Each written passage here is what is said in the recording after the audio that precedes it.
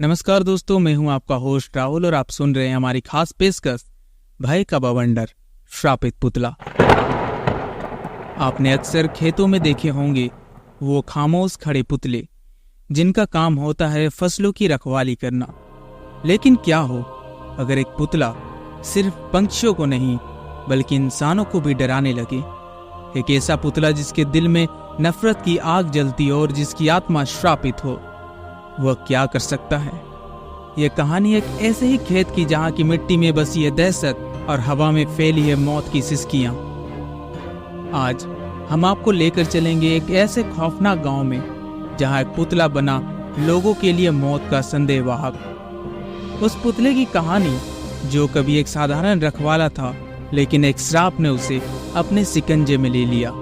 तब वो बन गया एक भयानक राक्षस। ये कहानी है रहस्यमय घटनाओं की, हड्डियों को कंपा देने वाली आतंक की और उस अंतिम रात की जब गांव वालों ने सामना किया सबसे बड़े डर का। तो चलिए खोलते हैं इस खौफनाक अध्याय को और जानते हैं कैसे एक पुतला बना श्राप का प्रतीक और कैसे हुआ उसके श्राप का अंत। पर क्या वाकई में वो एक अंत था या फिर एक नई शुरुआत?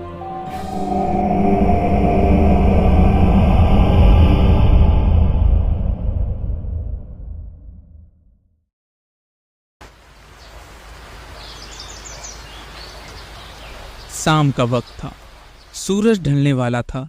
गांव के किनारे बसा एक छोटा सा खेत जिसमें सन्नाटा पसरा हुआ था। इस खेत में खड़ा था एक पुतला, साधारण दिखने वाला पुतला, लेकिन उसकी आंखों में एक अजीब सी चमक थी।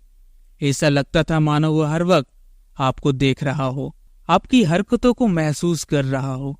यह कहानी शुरू होती है रघु से, एक किसान जिसकी जिंदगी में यह पुतला तबाही लाने वाला था।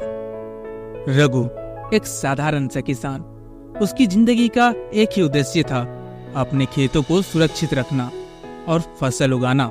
लेकिन पिछले कुछ महीनों से रघु की फसल को कौवे कीड़े बर्बाद कर रहे थे। दिन ब दिन उसकी परेशानियां बढ़ती जा रही थी।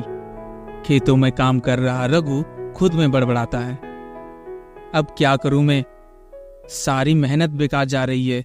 अगर ऐसा ही चलता रहा तो साल भर की फसल बर्बाद हो जाएगी। रघु को चिंतित देख एक बूढ़ी औरत उसके पास आती है और रघु की ओर देखते हुए कहती है, रघु बेटा, परेशान क्यों हो, क्या हुआ, फसल नहीं बचा पा रहे? तभी रघु उस औरत की ओर देखते हुए कहता है, हाँ माँ, कुछ भी कर लूं ये कौवे कीड़े मानने का नाम ही नहीं ले रहे हैं, पूरी फसल तबाह कर दी मेरी। तभी वो बूढ़ी औरत उसकी आंखों में देखते हुए कहती है, एक रास्ता है, लेकिन वो बहुत ही खतरनाक है बेटा। तभी रघु उत्सुकता भरी आवाज में पूछता है, क्या रास्ता है माँ, मैं सब कुछ करने को तैयार हूं, बस ये फसल बच जाए मेरी। तभी वो बूढ़ी औरत गंभीर आवाज में कहना शुरू करती है, सुन बेटा, तू एक पुतला बना ले, लेकिन ये साधारण पुतला नहीं होगा। इसे बनाने के लिए तू कफन की चादर, मरे हुए जानवर का खून और कुछ खास जड़ बूटी का इस्तेमाल करेगा। और याद रखना, इस पुतले के साथ कोई छेड़खानी नहीं करना। ये पुतला तेरे खेत की रखवाली करेगा और इसकी ताकत को कभी हल्के में मत लेना बेटा।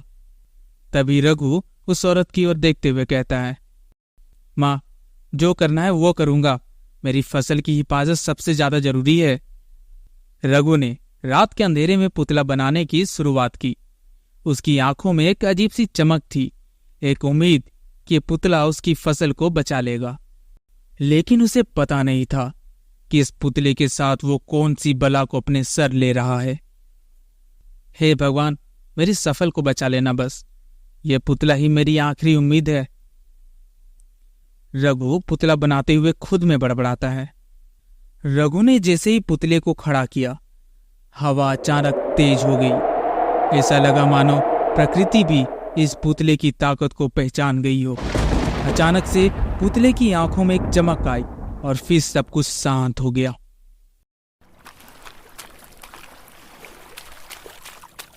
अगली सुबह रघु के खेत में अजीब सा सन्नाटा पसरा हुआ था।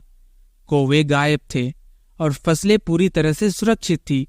रघु को लगा कि उसकी मेहनत रंग लाई है, लेकिन ये बस तूफान के पहले की शांति थी। तभी रघु खुद में बुदबुदाता है, शायद वो बुढ़िया सच ही कह रही थी, ये पुतला वाकई में बहुत कमाल का है। आज तो एक भी कीड़े मकोड़े कुछ नहीं दिख रहा। वाह भाई, आज तो मौज हो गई मेरी। तभी रघु को एक आवाज सुनाई देती है।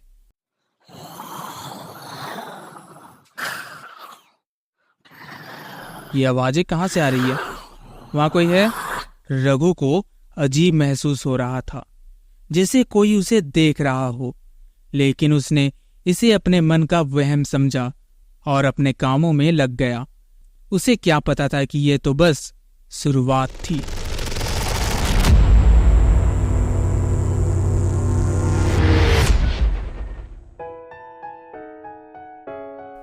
हरी के खेतों का दृश्य, जो रघु की खेतों के बगल में है। हरी खेतों में काम करता हुआ खुद में बड़बड़ाता है, बस थोड़ा और काम बाकी है, इसे जल्दी से खत्म कर लेता हूँ, फिर आज रात आराम से मैं मधु के साथ वक्त बिताऊंगा। हरी, एक जवान मजदूर, रात के समय खेत में काम कर रहा था। उसे ये नहीं पता था कि उसके पीछे एक मौत का साया मंडरा रहा है।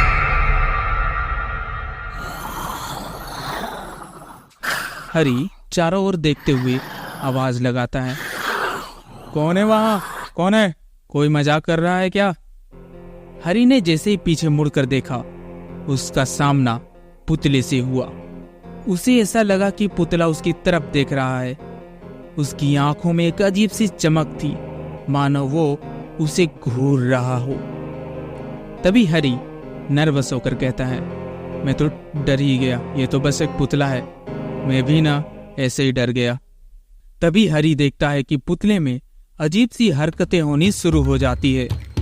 कुछ देर के बाद वो पुतला अपने लकड़े के पांव से चलना शुरू कर देता है। यह देखकर हरी पूरी तरह से डर जाता है। ऐसा लग रहा था कि उसके हाथ पांव वहीं पर जम गए हो। वह कुछ भी बोल नहीं पा रहा था। हरी खुद में सोचता है, नहीं, ये क्या हो रहा है? ये पुतला अपने आप कैसे चल सकता है? तभी वह पुतला हरी पर हमला कर देता है। हरी अपनी जान बचाने की बहुत कोशिश करता है, लेकिन आखिरकार वह पुतला उसे मार डालता है। हरी की चीखें रात के अंधेरे में गूंजने लगी, लेकिन वो चीखें किसी को सुनाई नहीं दी। पुतले ने हरी की जान ले ली। उसकी लाश को घसीटकर खेतों के बीच में कहीं छुपा दिया।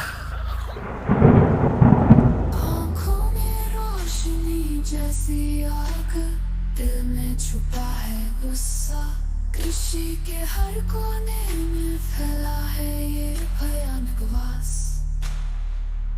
भयानक पुतला, तेरी कहानी है रहस्य की।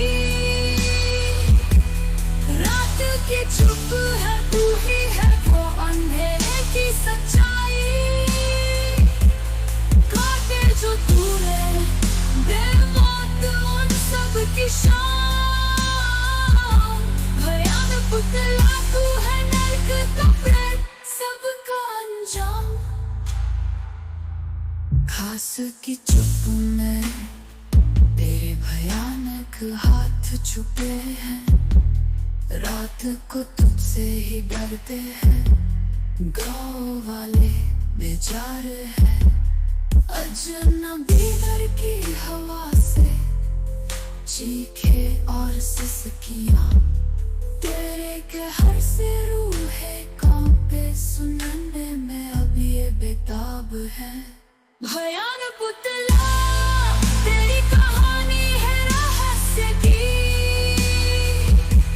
रात की चुप है, तू ही है वो अंधेरे की सच्चाई। काटे जो तूने बेमौत उन सब की शान। पुतला तू है नर्क कपड़े सबका अंजाम। खेत की हर एक बात तेरे शाप से जुड़ी है। रात की धुंध में तेरी दहशत छुपी है। अंधेरा तेरे साथ, हर दर्द और चीख में आ इस रात की सच्चाई को खुलासा करें हम सब मिलके। भयानक पुतला, तेरी कहानी है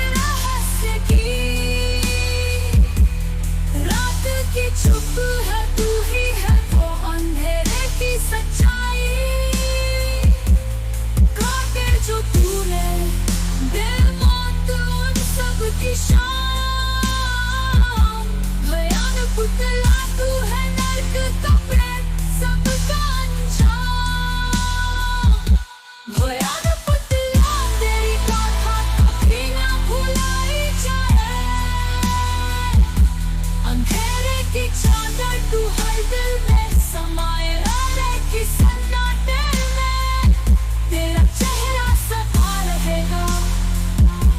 भयानक पुतला तू दहशत के कथा सबके दिल में रहेगा।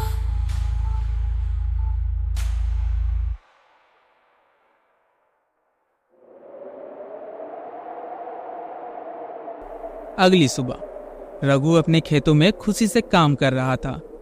उसे यह बात का कोई अंदाजा नहीं था कि रात में क्या हुआ था, लेकिन गांव में धीरे धीरे एक अजीब सा डर फैलने लगा था। उनमें से एक गांव वाला चिंतित होकर कहता है, अरे हरी कहाँ है? रात को काम पर गया था, अब तक नहीं लौटा है वो। तभी दूसरा गांव वाला चिंतित होकर कहता है, कहीं कुछ अनहोनी तो नहीं हो गई? इतने सालों में कभी ऐसा नहीं हुआ कि हरी बिना बताए गायब हो गया। जब हरी की खबर रघु तक पहुंची, रघु चिंतित होकर सोचने लगा। न जाने कहां से उसके मन में पुतले को लेकर संदेह पैदा होने लगा। रघु खुद में सोचता है, हरी ये कैसे हो सकता है? क्या ये पुतला का काम है? नहीं नहीं नहीं, पुतला कैसे कर सकता है? मैं भी ना कुछ भी सोच रहा हूं आजकल। रघु के मन में अब डर का घर बन चुका था। उसे समझ नहीं आ रहा था कि वो क्या करे। वो पुतला जिसे उसने अपनी फसल की रक्षा के लिए बनाया था, अब वो खुद उसे डराने लगा था। तभी गांव वाले आपस में बात कर रहे होते हैं। मैंने सुना है कि रात को खेत में कुछ अजीब हो रहा था। हवा एकदम ठंडी हो गई थी और मुझे किसी के चीखने की भी आवाज आई थी। तभी उनमें से एक गांव वाला डरते हुए कहता है, क्या पता हो ना हो उस पुतले में कुछ गड़बड़ है। मैंने सुना है कि रघु ने उसे बनाने के लिए किसी तांत्रिक की मदद ली थी। तभी उनमें से और एक गांव वाला घबराते हुए खड़ा हो जाता है और चिल्लाने लगता है, कहीं यह सब उसी पुतले का असर तो नहीं? अगर वो सच में जिंदा हो गया तो हम सब तो मारे जाएंगे। गांव में डर का माहौल बन चुका था। हर कोई उस पुतले के बारे में बातें कर रहा था। लोग रात के समय घर से बाहर निकलने से डरने लगे, लेकिन रघु के लिए अब उससे छुटकारा पाना इतना आसान नहीं था। रघु की रातें अब बेचैन हो गई। हर रात उसे लगता था कि वह पुतला उसे देख रहा है, उसके हर कदम का हिसाब रख रहा है। वह जानता था कि कुछ गड़बड़ है, लेकिन वो मानने को तैयार नहीं था कि ये उसकी ही गलती थी। एक रात रघु अपने खेतों में काम कर रहा था। तभी अचानक से उसे अपने फसलों के बीच में से कुछ हलचल दिखाई देती है। रघु खुद में बुदबुदाता है, क्या कोई है यहाँ? कौन है वहां? रघु ने जैसे ही पीछे मुड़कर देखा, उसका दिल दहल गया। पुतला अब उस जगह पर नहीं था जहां उसने देखा था। अब वो खेतों के बीचों बीच खड़ा था, मानो उसने अपनी जगह खुद ही बदल ली हो। रघु डरते हुए कहता है, यह आवाज ये तो गांव के शंभू की है। रघु ने देखा कि शंभू की लाश खेत के किनारे पड़ी थी। उसके सीने में पुतले की लकड़ी का डंडा घुसा हुआ था। उसकी आंखें खुली थी, मानो ऐसा लग रहा था कि वो मौत के वक्त भी कुछ देखने की कोशिश कर रहा हो। रघु ये नजारा देखकर थरथराने लगता है और थरथराते हुए बड़बड़ाता है, ये पुतला सच में जिंदा है। मैंने इसे बनाया और अब ये मेरे ही गांव वालों को मार रहा है। तभी एक डरावनी सी आवाज गूंजती है, कोई नहीं बचेगा, तुम सबको मैं खत्म कर दूंगा। रघु अब और चुप नहीं रह सकता था। उसे पता था कि रघु को उसी के पास जाना होगा जिसने उसे ये पुतला बनाने की सलाह दी थी। वह भागते हुए उस बूढ़ी औरत के घर जाता, लेकिन वहां की हालत देखकर इसका दिल बैठ गया। रघु देखता है कि घर के अंदर कोई नहीं है और सारे सामान यहाँ वहां फेंके हुए हैं। दीवारों पर खून के छींटे हैं और घर में अजीब सी सड़न की बदबू है। रघु देखता है कि वह बूढ़ी औरत की लाश नीचे जमीन पर गिरी पड़ी है। रघु सोचता है कि अब उसे इस जाल से निकलने में कौन मदद करेगा। तभी अचानक से घर की दीवारें हिलने लगती है। सामान गिरने लगते हैं और दरवाजे खिड़की अपने आप खुलते बंद होते हैं। तभी हवा तेज हो जाती है। तभी उस बूढ़ी औरत की आत्मा उसके सामने प्रकट होती है। रघु, तूने पुतला तो बना लिया, लेकिन उसकी ताकत को संभाल नहीं पाया। अब ये पुतला तबाही मचाएगा। तूने जिन जड़ी बूटियों का इस्तेमाल किया वह केवल पुतले को जिंदा करने के लिए नहीं थी। उनमें एक श्राप था जो अब पूरा हो रहा है। अब इस श्राप को खत्म करने का सिर्फ एक ही तरीका है। पुतले को उसी आग में जलाना होगा जिसमें उसे बनाया गया था। अगर तू ऐसा नहीं कर पाया तो ये पुतला पूरे गांव को तबाह कर देगा। रघु को अब ये समझ में आ चुका था कि उसने कितनी बड़ी गलती कर दी। वो जानता था कि अगर उसने इस पुतले को नहीं रोका तो उसके गांव का कोई भी इंसान जिंदा नहीं बचेगा। लेकिन सवाल ये था कि क्या वो इतनी हिम्मत जुटा पाएगा।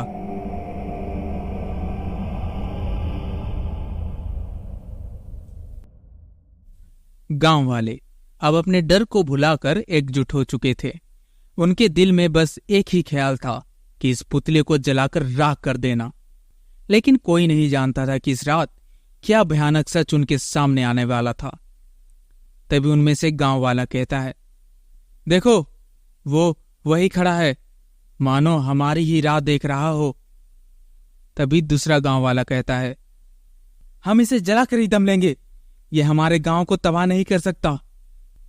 तभी रघु डरते हुए खुद में बुदबुदाता है, ये पुतला किस सच में जिंदा हो गया।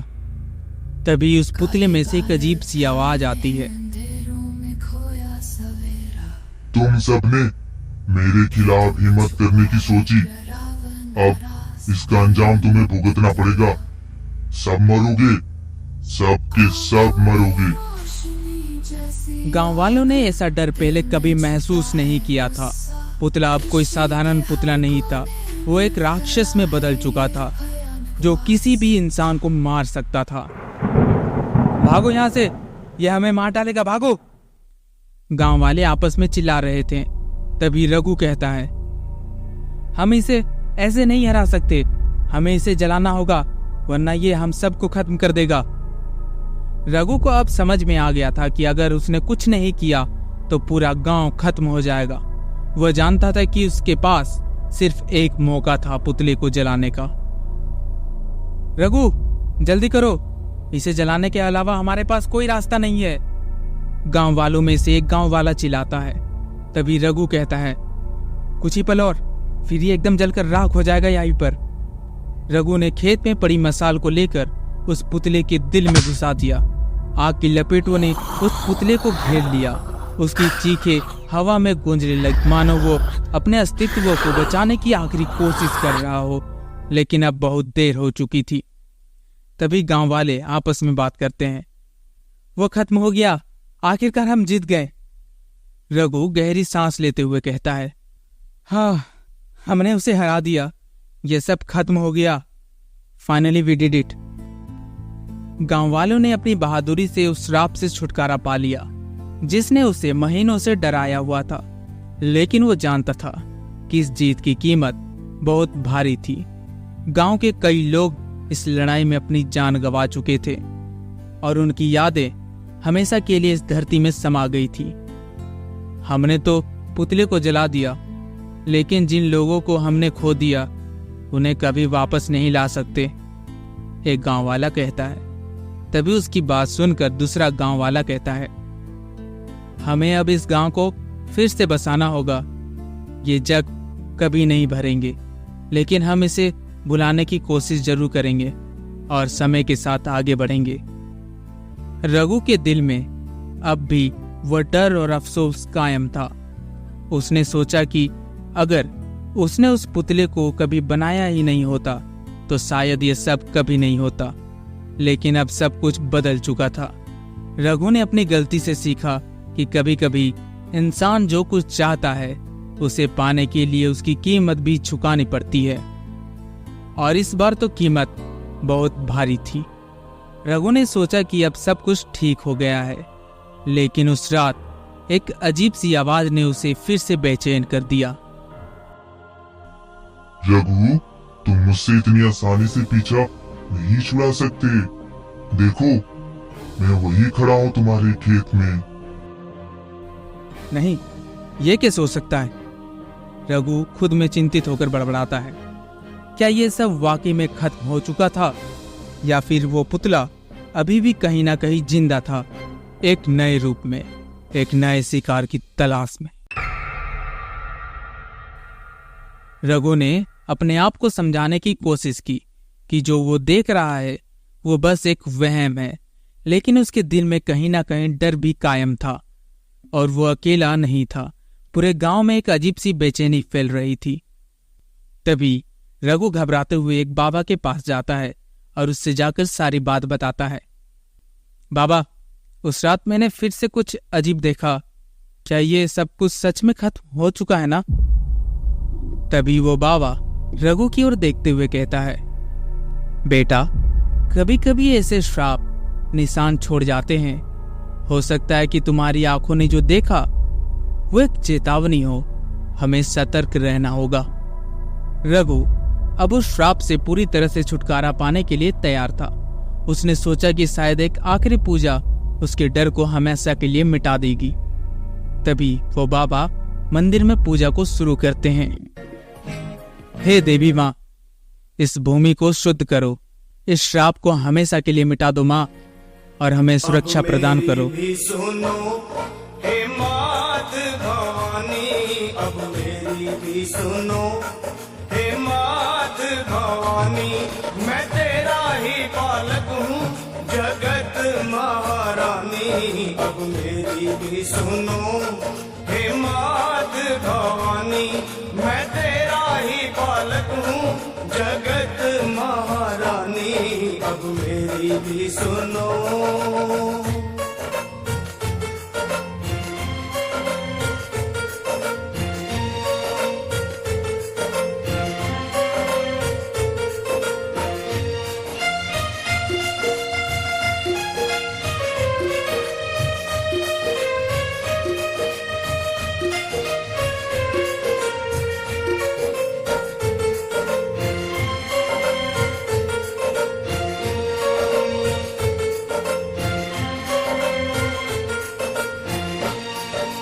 सिंह सवारी करने वाली तेरी शान निराली है। तू है शारदा, तू ही लक्ष्मी, तू ही तो महाकाली है। शुंभ निशुंभ पापी तूने संहारे, महिषासुर के जैसे तुमने ही मारे। भक्तों के सारे संकट तुमने ही तारे। मैं भी हूँ आया मैया तेरे द्वारे। तेरा यश है उज्ज्वल निर्मल जो गंगा का पानी। अब मेरी भी सुनो हे मात भवानी। मैं तेरा ही बालक हूँ, जगत महारानी। अब मेरी भी सुनो।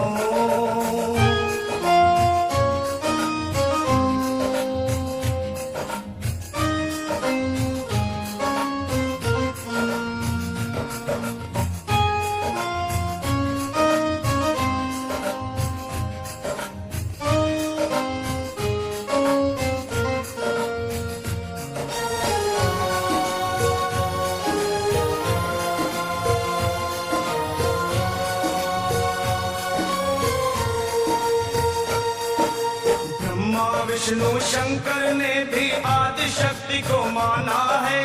जय जगदम्बे वेद पुराण बखाना है। शक्ति से ही सेवा होती, शक्ति से ही मान है। शक्ति से ही विजयी होता हर इंसान है। शक्ति से ही भक्ति होती, भक्ति में कल्याण।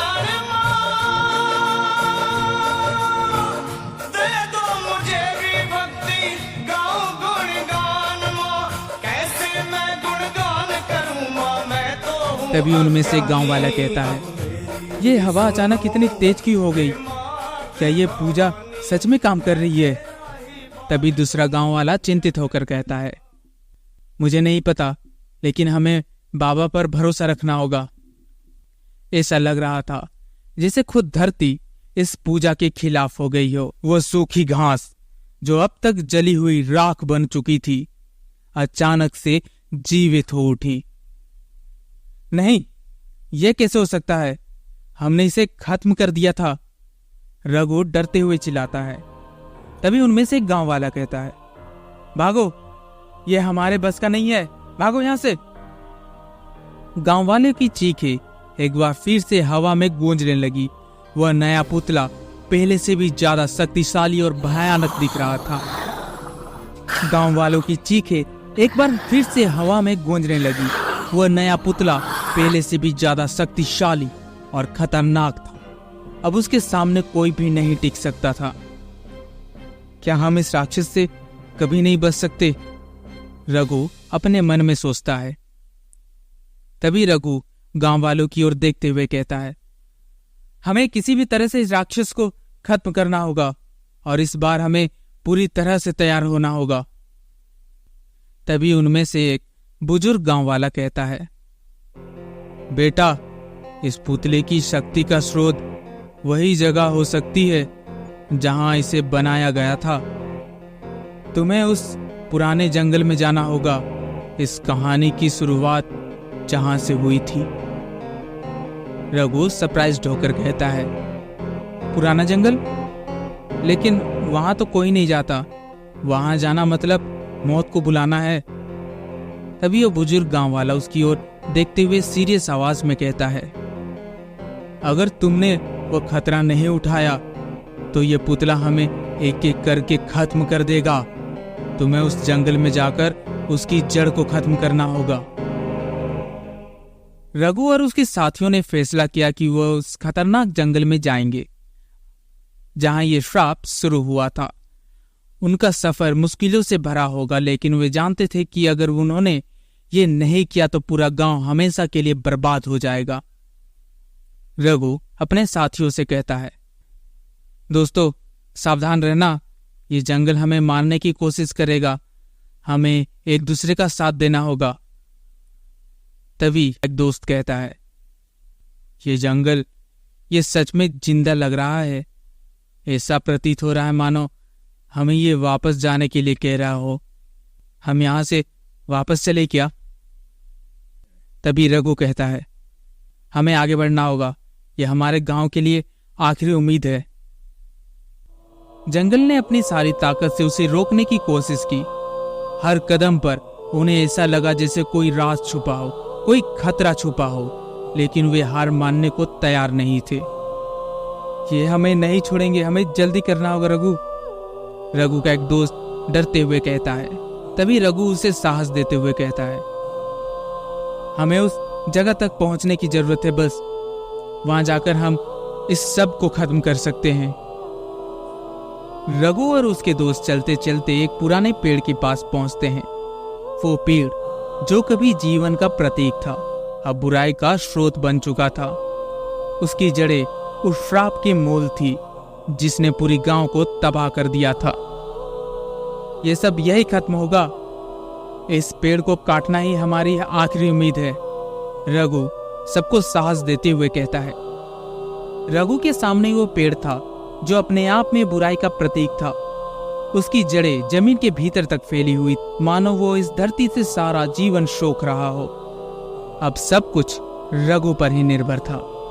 तभी रघु का एक दोस्त कहता है, रघु जल्दी करो, ये पेड़ जिंदा है। अगर हमने इसे नहीं खत्म किया तो यह हमें मार डालेगी। तभी दूसरा दोस्त कहता है, देखो वो आ गया, वो हमें मार डालेगा, जल्दी करो रघु, जल्दी करो। तभी रघु अपने दांतों को पीसते हुए कहता है, हमें इसे खत्म करना होगा, हम इसे रोक सकते हैं। हर वार के साथ पेड़ की शक्तियां कम होती जा रही थी, लेकिन पुतना और भी ज्यादा खतरनाक होते जा रहा था।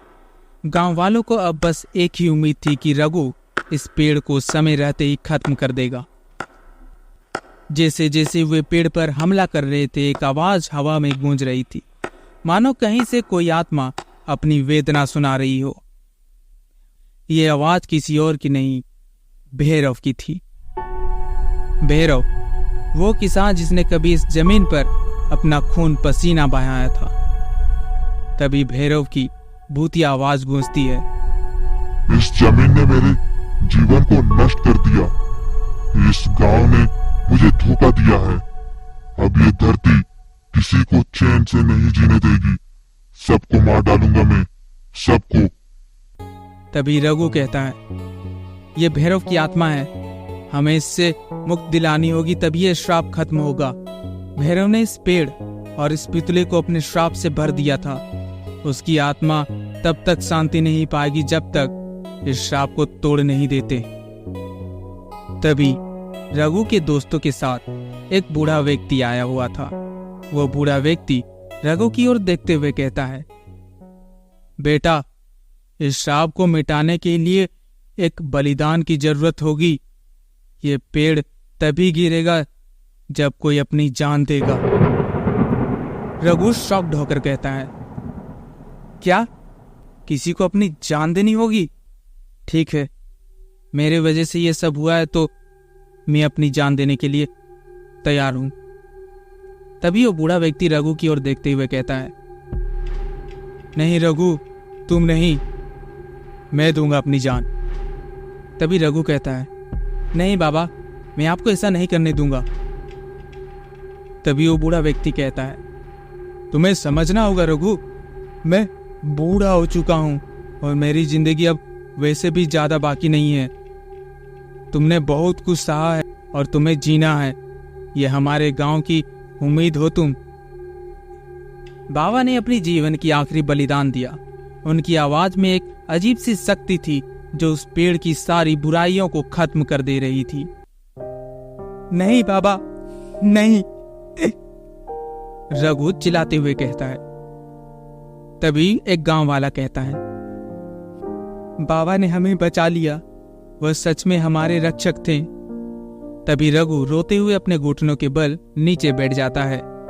बाबा, आपने अपनी जान देकर हमें बचा लिया। आपका ये बलिदान हम कभी नहीं भूलेंगे, कभी भी नहीं। गांव वालों ने बाबा को आखिरी विदाई दी और उनके बलिदान को याद किया। वो अब नहीं रहे, बाबा तो अब नहीं रहे, लेकिन उनके कारण ही आज गांव में फिर से जिंदगी लौट आई। तभी रघु और सारे गांव वाले एकत्रित होकर आपस में बात कर रहे थे। तभी रघु कहता है, हमने उस डरावनी रात को जीता है, लेकिन उसका निशान हमारे दिलों में हमेशा रहेगा। बाबा का बलिदान हमें हमेशा याद दिलाएगा कि कभी कभी सबसे बड़ी ताकत प्यार और बलिदान में होती है।